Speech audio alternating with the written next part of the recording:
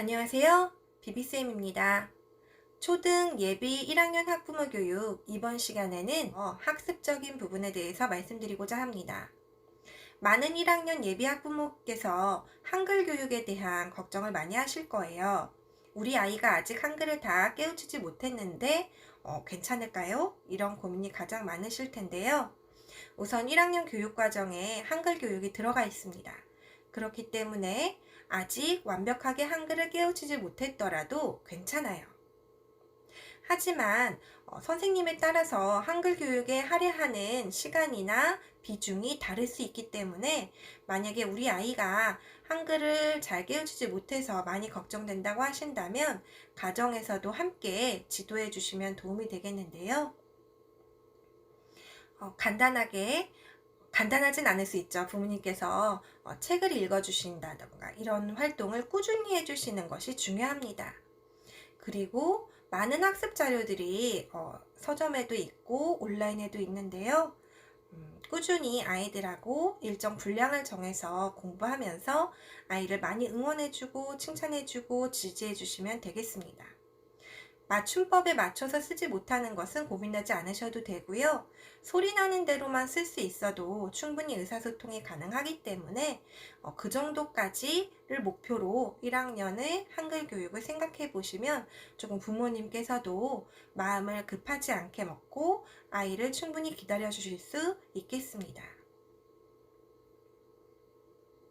만약 아이가 한글을 다 깨우치지 못했을 경우, 그런데 우리 반 아이들이 대부분 한글을 깨우치고 있는 경우, 한 아이를 위해서 한글 교육에 오랜 시간을 투자하지 못할 수 있어요. 그런 경우에는 방과 후에 한글을 익혀주는 수업이 진행될 수도 있습니다. 이런 수업을 활용하셔도 도움이 되실 거고요. 꾸준히 가정에서 학습지 등을 이용해서 하셔도 도움이 되겠습니다. 그리고 숫자 교육인데요. 대부분의 아이들이 1, 2, 3, 4, 5, 6, 7, 8, 9, 10까지 잘 읽고 쓸 줄 아는 경우가 많아요. 어린이집과 유치원에서 많이 배워오는 경우들이 많은데 숫자를 바르게 쓰지 못하는 경우들도 있거든요. 그래서 숫자를 바른 자형으로 쓰는지도 한 번쯤 봐주시면 도움이 되겠고, 특히 연필을 줄 때 아이들이 연필을 아주 어렸을 땐 이렇게 주먹으로 쥐죠. 그러다가 나중에는 학교에서 배우는 방법으로 이렇게 잡게 되는데요.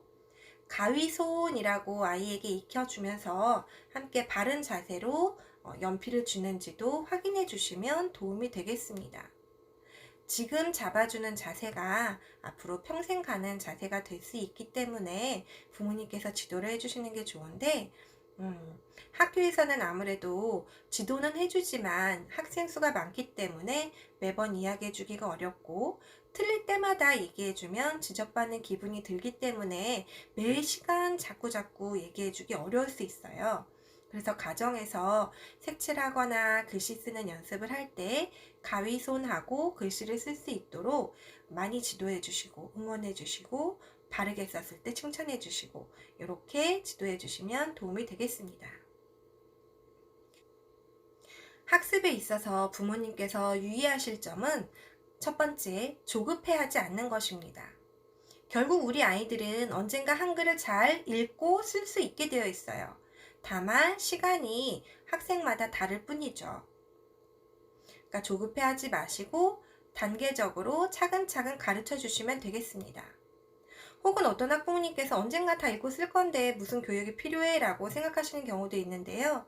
막상 한글을 읽고 쓰지 못하는 아이는 자신이 스스로 엄청 스트레스를 받고 있는 경우가 많이 있습니다.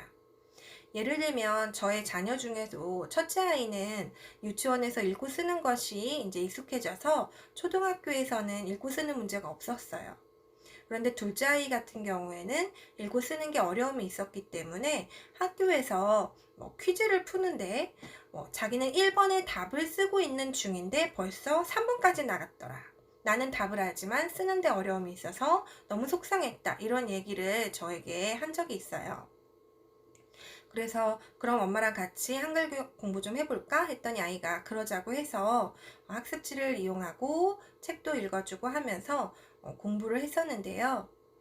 학부모님께서 조급해하지는 않지만 도움이 필요한 수준의 도움은 주셔야 됩니다. 언젠가 읽고 쓸 거니까 저는 신경 안 써요 하고 아무것도 안 해주시면 아이가 그 따라갈 수 있는 기간 동안 학교에서 굉장히 스트레스를 받습니다.